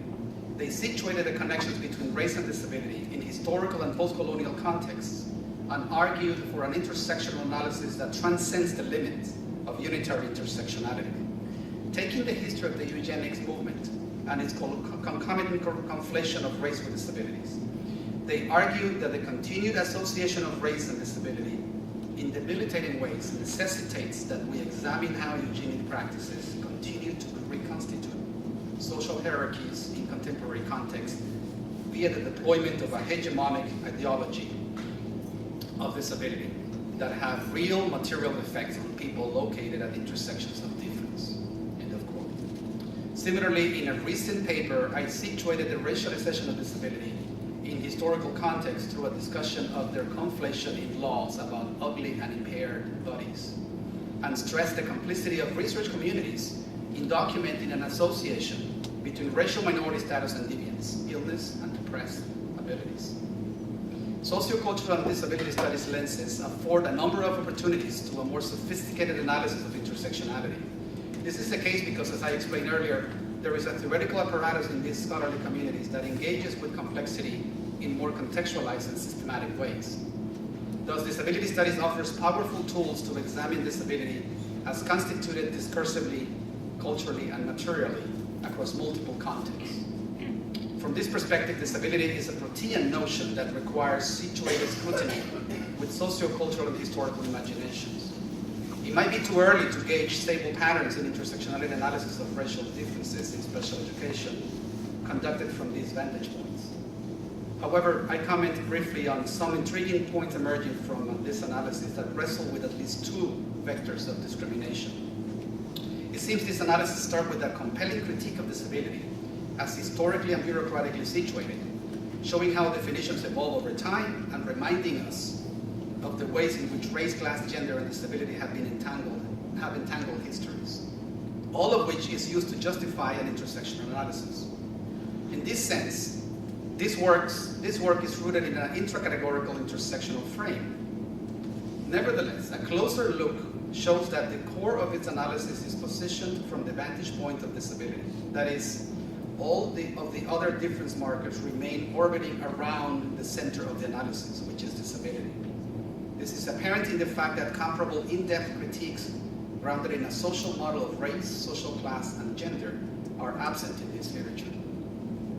The closest this work gets at a more balanced theorizing of these other markers is when it is acknowledged that special ed placement was used to maintain the racial segregation of schools in the post-Brown era.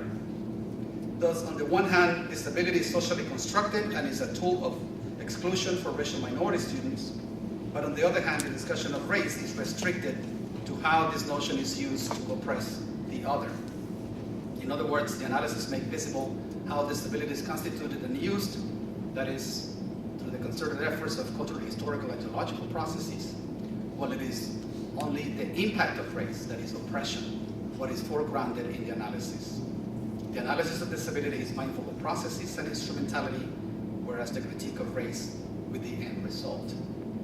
Moreover, the framing of disability as socially constructed seems to leak when it is asserted that for the purpose of exploring the nexus of race and disability, certain categories, disability categories, may be considered more problematic than others. It is at this point when the tropes of disability and race converge and the analysis focuses on the racialization of disability that complications crystallize. First, a quasi-unitary analysis emerges since the discussion relies on studies framed from a unitary vantage point. The available placement by student race data are reviewed and discussed to support the argument about the racialization of disability. But certain structures and blind spots are left intact. By the way, the scholarship committed to a sociocultural perspective, including my own, has made the same move in some studies. This way, we are reminded of the protean nature of disability as analysis morph from a critique of disability as a socially constructed entity to a medically based category as embodied in the databases used in these studies within the same intersectional investigation. Although disabilities are theorized as socially constructed, some categories are called subjective or soft, and a structural argument is leveled against special education, namely that the bureaucratic and middle-class system oppresses families of color. Agency and within-group diversity in low-income racial minority communities tends to be invisible in this logic. It's not surprising, therefore, that this argument ends up subscribing to an essentialist view of culture. In all fairness, disability studies and sociocultural scholars are aware and do recognize more complex views of race and disability. They also give analytical space to agency when working with marginalized communities. My point is that a contrapuntal analytical stance shows that competing views of race, disability, and intersectionalities coexist in the work produced within each of these scholarly communities, in part because researchers use some of these analytical tools of the medical paradigm that we strive to contest in the first place. Conversely, it is interesting to note that researchers using a medical perspective have occasionally co-opted tools from the disability studies and sociocultural perspective to undermine the critique about the racialization of disability, and this was a surprise, I have to confess, for me. Thus, a contrapuntal reading of this work makes visible the coexistence of opposing paradigms within and across scholarly sub-communities. For example, let's go back to Macmillan and Reschke. They invoked a social construction of disability and ethnicity argument to question the debate about disproportionality. They made this argument from the vantage point of strengthening measurement precision, a rhetorical move consistent with the tradition of expertism used in the medical model of disability. Their message is that because race and disability are ambiguous constructs that are measured in disparate ways, a degree of caution is needed in interpreting the meaning and significance of the disproportionality findings. They explain that race and ethnicity should not be interpreted as scientific and anthropological in nature, yet that is exactly how they are treated in the OCR overrepresentation data set, they said. They also alluded to the idiosyncratic ways in which such data are collected in schools, and highlighted the inaccuracies and inadequacies of racial categories for capturing information about within-group diversity and liminal groups, such as mixed-race students. Their advice was, quote, "It might be helpful to specify what aspects of ethnicity is believed implicated in special education placement, and overrepresentation data to treat ethnicity as an independent variable and essentially consists of comparisons across ethnic groups." End of quote. I'm a page away from ending, and I've been informed that I'm out of time, so I'm going to hurry up. These arguments are used to justify the need to control for ethnicity, particularly as it is often a proxy for social class, which, as I cited earlier, is their preferred explanation for the disproportionality debate. It's interesting that these authors invoke within-group diversity in racial and ethnic minority groups to advise caution in the analysis of overrepresentation of students of color, since after all, they remind us these constructs are highly unstable. The implication is that we do not know who these learners really are. But then, within the same paper, these authors summoned an essentialist view of white students and a medical frame of disability to support a poverty hypothesis.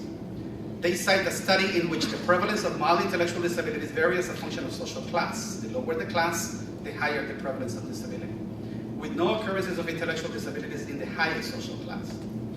The heart of the argument is the announcement that, quote, the study was conducted in Aberdeen, Scotland, involving only white subjects, thereby avoiding the confound of ethnicity and social class, end of quote. In this scenario, ethnicity and disability are no longer problematic or fraught with measurement challenges, as they stated in the previous section of the same article. And although the study looked at levels of social class, it is claimed that social class is not a confound. Equally important, the authors assume there is no within-group diversity in white communities, a long-standing trope in the othering of non-white communities that keeps white folks at the center of defining consequential categories, like ability and disability. Finally, the assertion about the essential nature of white communities lies in the face of the cultural history of Europe, and the UK in particular. So, in closing, the initial critique suggests that intersectional analysis grounded in this contrapuntal perspective has substantial potential for the study of disproportionality. We need to pursue a number of very complex questions that include things like what cultural dynamics are at play that produces these state of affairs? To what extent does the history of the racialization of disability and the ways in which intersectionality has been addressed in the research across the medical, social, and cultural paradigms constitute what Fisher called involutionary change, where the construction, treatment, and consequences of race and disability become more elaborately the same. It's important to keep that in mind. And in closing, a contrapuntal analysis of the racialization of disability has the potential to stimulate a conversation between seemingly opposite or contradictory disability models and examine the respective ontological assumptions about disability and race. Such analysis is concerned with answering the question, what can we learn about the nature of disability and race in bodies of work that are deemed to be distinct and even mutually exclusive? This preliminary analysis identified connections that are not perceived readily across these research communities and between supposedly dichotomized entities such as race and disabilities. To some extent, this emergent contrapuntal analysis suggested a blurring of boundaries among paradigms. An intersectional prism in turn revealed the protean nature of disability and race, sometimes at the service of hegemonic ideologies that reify the racialization of disability that wouldn't have been perceptible through a single-axis analysis. What I shared with you today only scratches the surface of a contrapuntal intersectional analysis and its implications. This preliminary exercise has multidimensional implications for the preparation of future researchers.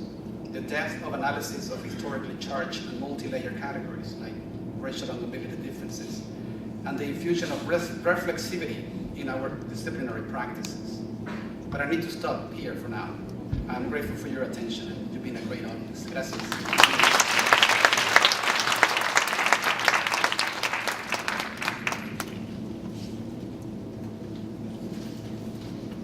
Well, thank you, Alfredo and Hermana, for such a great and thought-provoking papers.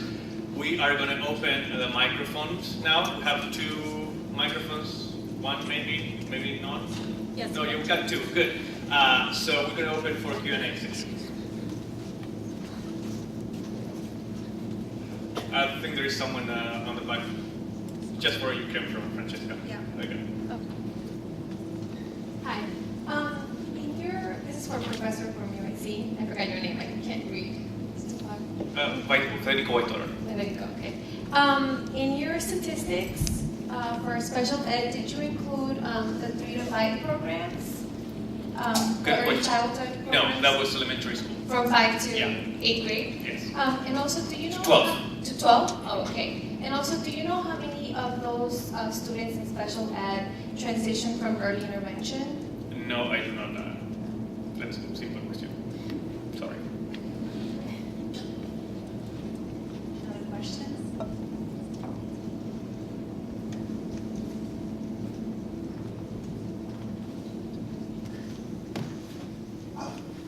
Professor, I was wondering, does the medical model of disability in your mindset have to be essentialist? For instance, could the physical and material aspects of race and class oppression lead to biological manifestations of disability? I've seen research that suggests, for instance, that undiagnosed learning disabilities arising from unequal access to psychological and counseling services can lead to depression and the manifestations of ED in the special education context. Similarly, stress that African American and Latino children face in disproportionate ways can lead to things. I've seen research that can lead to things like post-traumatic stress disorder, intermittent explosive disorder, which all are biological manifestations of, to some extent, the ED diagnosis in special education. So I guess my question is the medical model of disability by definition in your mind essentialist, or can it be intersectional? Thank you. Great question, and I'm sure Nirmala will have some insights to share. I'm reading her latest book, and she addressed some of these issues as well. The short answer is no, even though by definition we thought about it that way historically. Largely, there is a great deal of perception about medicine by design, looking at the individual. But there are some interesting trends emerging in the last 30 years or so. When you look at what people describe as the biological turn, this explosion of technologies and attention to things like using technologies for the genome project and knowing the very intricacies of our human body, there has been an explosion of attention to the biological roots of everything that we live and experience. There are some risks associated with that. At the same time, there is a very interesting and refreshing movement across the social sciences and the humanities to counter this biological turn and to problematize it. So I think there is the presence of holistic medicine that we've had for a long time that really challenges this idea. But also, when you look at work in medical anthropology and some work that is done by people in sociology of science to look at medicine as a social cultural practice, you realize that the perception we have as a purely objective technical practice of a profession is not there is not such a thing as this professional field that is entirely dependent on objective measures. I mean, there is a lot of clinical judgment involved in using those technologies and those knowledge. Just think about the last time you went to the physician and they just tried to make sense of whatever test they were getting on you and tried to reconcile sometimes contradictory information. We tend to relegate that outside of discussions in this field. So I think partly is because we have assumed that that's the case always. It doesn't have to be that way. But it is not until you put on the table these alternative thinking tools to question that, to disrupt the issues, which is what you're doing with your question, that we don't pay attention to that.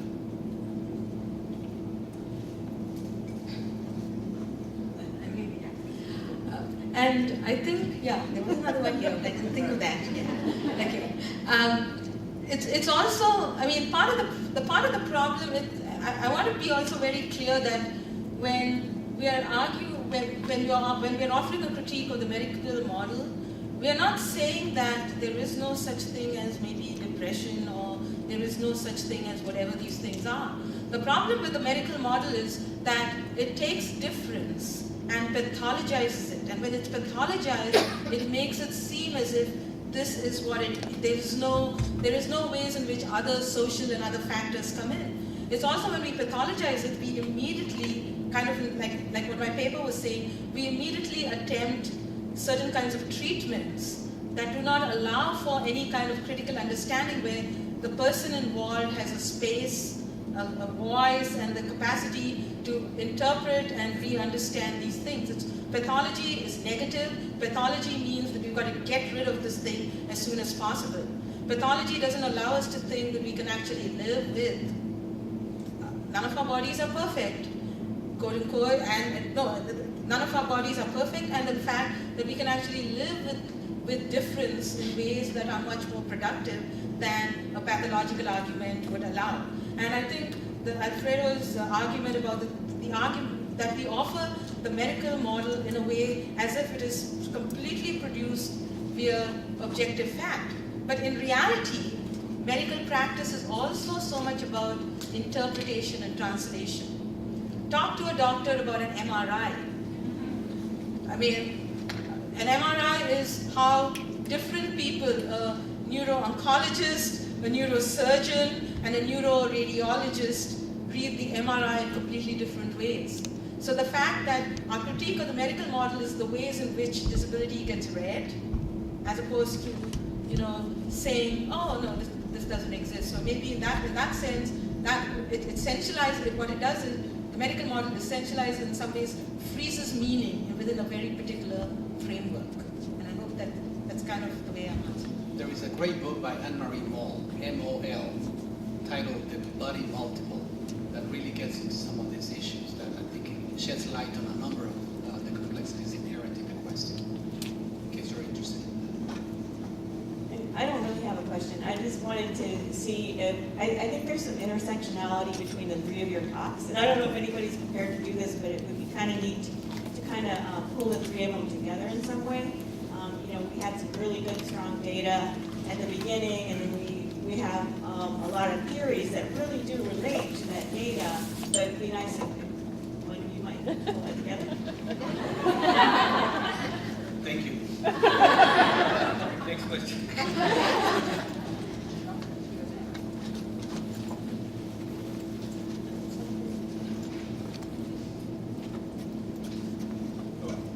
I actually have a question for each one of you. Is that okay? I'll start with Federico. So I was curious about, because most of my research has been focused on France, and I was wondering about the absence of France in the statistics. Is that part of French colorblindness about addressing these issues, or is there data about, they've had special education since 1909, there's a lot of more ethnographic research. I'm wondering in terms of statistics. And then in terms of categories, it's very interesting because in France they talk, what I've been looking at is how they've been mainly focusing on behavior disorders, which is conduct disorders, psychopathy, hyperactivity, instability, to give the psychoanalytic and neurobiological.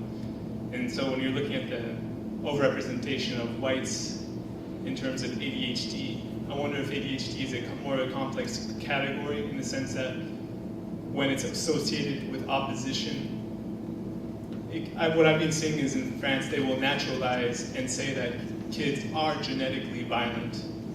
And it's not, obviously, that can be very stigmatizing. So that's a question about ADHD, the complexity of that category, which is related to the question for your mama, which is about, talk about that with minority students, they're often excluded both because they're seen as more, they don't get services because they're seen as acting out on their own will, but also there's a form of exclusion is when they're diagnosed. That can also be a form of oppression and used as a tool to kind of naturalize their inferiority of some sorts. So I'm wondering more about the intersection of the kind of double exclusion of being excluded from services and then being inferiorized by services themselves. And then for Alfredo, what was my question for you? It was really good. You don't have to. No, yeah, I remember. Okay, I remember.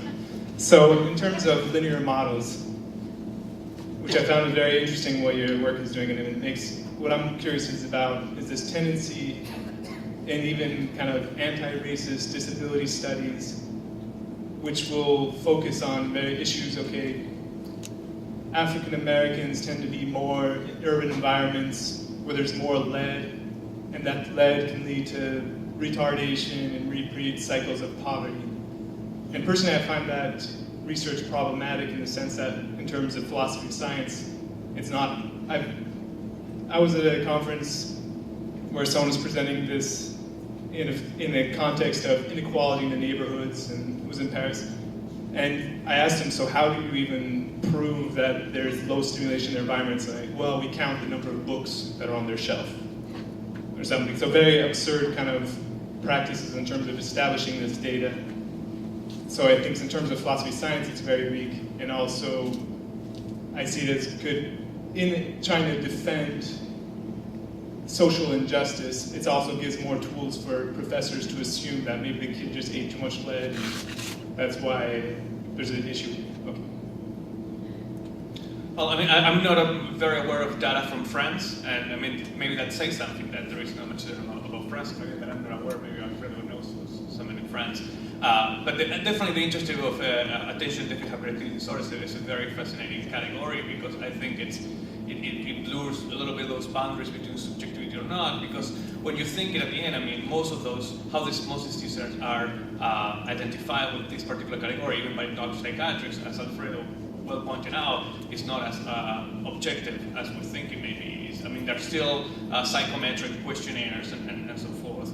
And again, when I pointed out on my presentations that maybe some parents have more access to those kind of diagnoses than others, and that's the reason that maybe some kids get identified just with emotional disturbance, or actually get are able to pay psychiatrists to get a different kind of diagnosis. I'm hoping I remembered all the full complexity of your question. If not, I'm sure you'll correct me. But one of the things that we have to understand when we are particularly talking, particularly in the US context, about the ways in which race and disability intersect in public education, is that historically we justified a category of race using a very problematic pathological definition of disability. So like the history, like every time a student gets labeled in the public, in any kind of educational classroom, you're bringing to bear a historical reading of how the child is labeled. In addition to the fact that there are actually real economic resources. I mean, in the most, I think we were having this conversation today while driving up here to this hall, that when we talk about health and access to serve, like basically the well-being, I'm not saying healthy, but the well-being of individuals is always caught up in this complex web of social, political, and economic relations. Lack of access to certain kinds of health care, or certainly even any kinds of services, is always contingent on resources. And so for a child to be labeled within a particular context, and the nature of resources that are offered, and also more importantly, the space this individual has to advocate for the kinds of resources he or she gets. Because mostly when kids of color get referred, even when they get services, it's punitive. You either do this or not, and their services are not any of the kinds that are more, empowering. Because if you can't afford, I mean, the only people who can really advocate for medical services particularly are those with good resources. I mean, otherwise you're considered, the charity case, the person on welfare, and so you've just got to be grateful and accept stuff. So when there is that curious intersection, I mean, of course there is this double jeopardy or doubling back, which I also mentioned in my paper, that amongst like psychiatric survivors, we would argue for less intervention, but what happens to people who don't get any resources at all? But it doesn't mean I'm advocating for more resource, for more, I'll say, punitive ways of curing people, but to talk about the ways in which, particularly in education, how do we center children? How do we ask for the kinds of things they need within a context that's broader than just the labels that we bring in? Why is it that we have to have labels to in some ways find what kids need? Because if you don't have a label, somehow there's some logic about the educational administration that we cannot be nice, or we cannot in some ways empower kids. And that's the logic from where I would answer your question. So we did some preliminary analysis with data from Chicago. We got data on lead paint, toxicity in Chicago neighborhoods, and mapped it on the boundaries of the city, and then overlaid the areas of the city where you have the highest identification of African Americans in the category of intellectual disabilities, which is supposedly the connection between lead paint and disability. And we didn't run any heavy-duty analysis. It was merely a visual analysis of distribution across space. But the lack of overlap between toxicity in lead paint and disability prevalence was striking.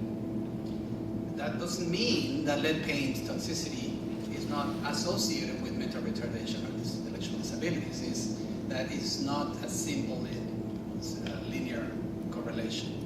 And there are analyses showing that poverty definitely contributes to disabilities.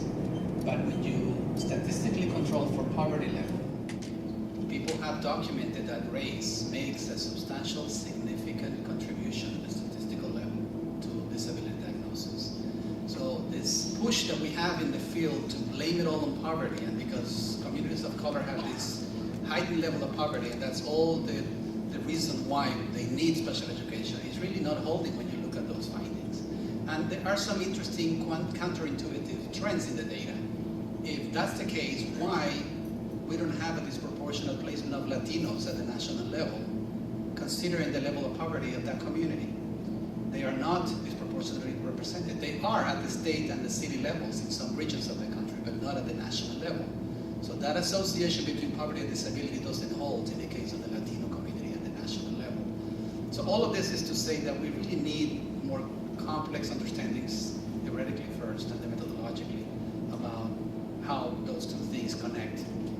We're actually now, with my team, writing a grant proposal to look at neighborhood and school ecologies to try to understand the interplay between not only all the dire circumstances of urban and inner city communities, but also the assets and the strength that you may find that could be used to counter and to make sense of this complex connection. That is requiring us to look at public health, to look at urban geography, to look at urban sociology, anthropology, beyond the medical model. We do want to use information from psychology and medical paradigms because we can find some useful tools in those fields as well. We should not make this a paradigm war in that sense. It's just, as Nirmala was explaining, to use it in the perspective that is going to make our work more productive. And to make that case more complex about the relationship between poverty and identification, one interesting finding that is pretty consistent is that in the category of emotional disturbance, if you're African American, you're more likely to be identified with that disability if you go to a school that is wealthy and is much more resourced and is mostly a white community. Hi, thanks to each of you for really amazing papers. And I guess my question is about adultism, and I wondered, I think your answer to the last, adultism, so I think your answer to the last question sort of started to touch on this. Each of you talked at length about children, but in a lot of ways the like theoretical apparatus and the frameworks that you used so wonderfully together were sort of, you know, the critical race, the disability studies frameworks.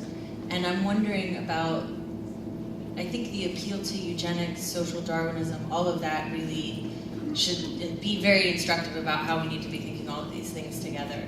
But there's also a way in which childhood is a really important sort of focal point of the eugenics movement, right? So I'm wondering if there's sort of more to say about the ways in which one form of pathologization and criminalization that's been so common is to infantilize, right? And that there's a way in which there's something very fundamental about like being children, right? That's always already being bad children, right? Because children are not what we're expecting them to be, what they're supposed to be. So, thanks. I think that's a good connection, particularly about the ways, particularly in the area of disability, we infantilize young and old adults in very particular ways about children. And also, I just want to, actually I may not be answering your question per se, but also to note that even the way we imagine what childhood is also a very privileged space. And who is allowed childhood and who's not. And how we name it, because particularly, and you see that a lot in school systems, about even how we respond to, in one context, what we would call childish exuberance, and in another, in that same space on a different body, we would call like a dangerous child. And that's where, you know, a lot of that I think that's where a lot of our papers point to. So thank you for marking the notion of adultism. I guess because we're talking about schools, children come so much in it, and I think in the beginning of my paper I kind of like said about how we move, but yeah. Sorry, I hadn't thought about this. I'm glad that you raised it. So very briefly, so I want to think about that a little more, but I think it's a fascinating angle because, as you pointed out, historically, we have resorted to infantilize racial minorities and people with disability in a number of ways.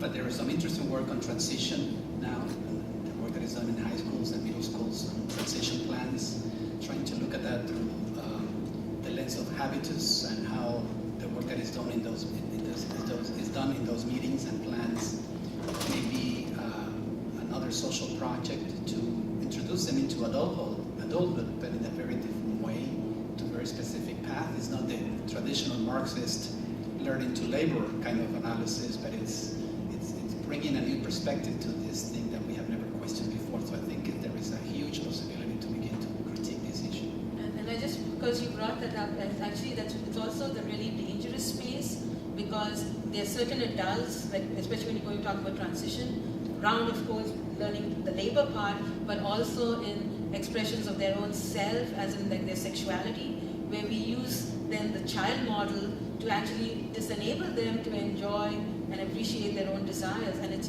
put under the logic of protection. So we're going to protect these adults just because they have disabilities from enjoying what every quote-unquote adult is supposed to have.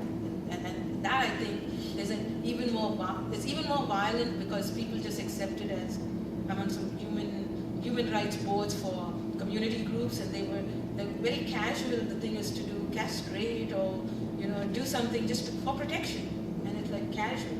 So that notion of adult and child becomes very, very, very particular. Sorry. Let's take two more questions. Thanks. This question in some ways comes in partly from your talk yesterday, Norma, when you talked about accountability. So, for the grad student in the room, there are many here, I'm sure.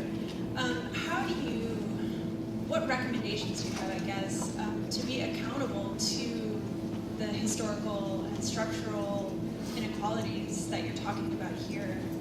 How can we take what you all have said today into our work and sort of do justice instead of just adding this like, the and disability and race and class, right? Because this is often offered as the easy solution.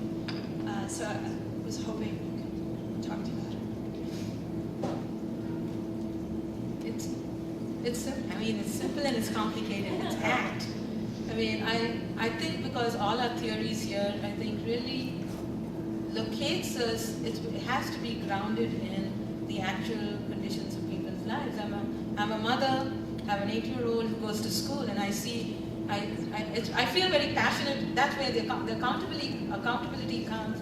When I go into my daughter's classroom and I see kids just like her, as adorable as her, as smart and intelligent as her, being produced in really brutal ways. And I can already mark trajectories of that violence with certain students. So to be accountable means that it's not like you take, we have to do complicated. I'm not making an argument of common sense, because common sense doesn't allow us to be complex and critical, and that's where the relationship of theory to practice I find so connected, that we can actually, like when I teach my students, it's always easier, because I also live in Alabama, it's a nice place because we supposedly represent, right? All America's failures on race is put in my state, when you know for sure it's also in yours, right? And I don't just defend our football team, I also defend our politics. And so in that sense, to be actually see, like we are in so many ways not apart from, we see these things happening, but we kind of like keep ourselves remote because we make our arguments about talking about things in very particular compartmentalized ways. So, or we feel overwhelmed. And the thing is, that's why my simple answer is see, analyze, and act. I'm sure y'all can say stuff too about that, yeah. Any other questions? me in thanking the speakers for